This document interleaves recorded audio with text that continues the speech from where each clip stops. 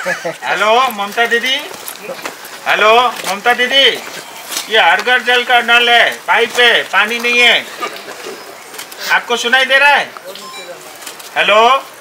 জল নিয়ে মুখ্যমন্ত্রীকে অভিনব কটাক্ষ বিজেপি সাংসদ রাজু বিস্তের। জলের কলে মুখ লাগিয়ে বললেন, হ্যালো মমতা দিদি। हेलो ममता दीदी, ये हर घर जल का नल है, पाइप है, पानी नहीं है, आपको सुनाई दे रहा है?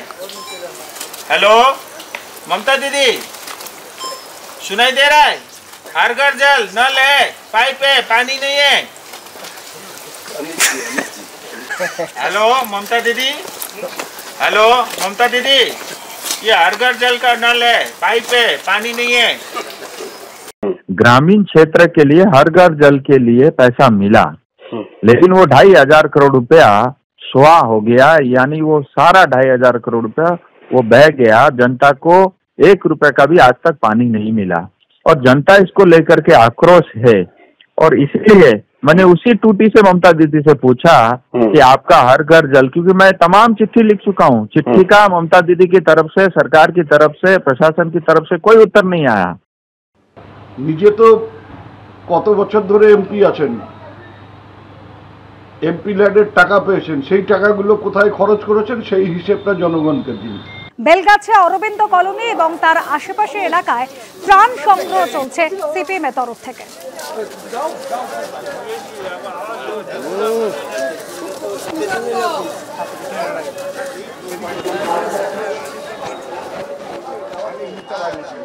উত্তরবঙ্গে দুর্যোগ, দুর্গতদের পাশে দাঁড়াতে এই মুহূর্তে ত্রাণ সংগ্রহ করছেন বামফ্রন্ট চেয়ারম্যান বিমান বসু।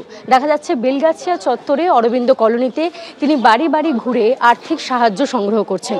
উত্তরবঙ্গে যারা দুর্গত তাদের পাশে দাঁড়াতে মুক্ত হস্তে দানের আবেদন জানাচ্ছেন বেলগাছিয়ার অরবিন্দ কলোনির বাসিন্দাদের, এবং তারই সঙ্গে যারা এই ত্রাণ নিয়ে রাজনীতি করছেন তাদেরকে রাজনীতি বিমুখ হওয়ার কথাও বলছেন বিমান বসু। ক্যামেরায় সন্দীপের সঙ্গে ঐশী, এবিপি আনন্দ, কলকাতা।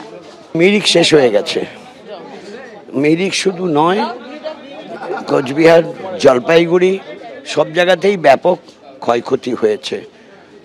এবং জলপাইগুড়ি নাগরাকাটায় তো এতগুলো প্রাণ গেছে একটা ছোট্ট জায়গাতে, সে বলা কম নয়। তাই অনেক ক্ষতিও হয়েছে।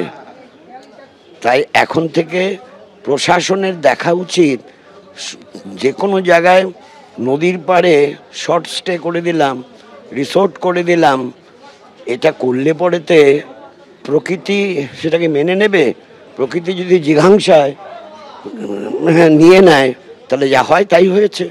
মানুষ এখন আছে বাঁধের উপরেতে ত্রেপল দিয়ে তারা আছে, বাড়িঘর তো ধসে চলে গেছে, পাকা বাড়িও নষ্ট হয়েছে, মাটির বাড়ি তো নেই। এই দুরবস্থা যাতে না হয় তার জন্য প্রশাসনের তৎপরতা প্রয়োজন আছে।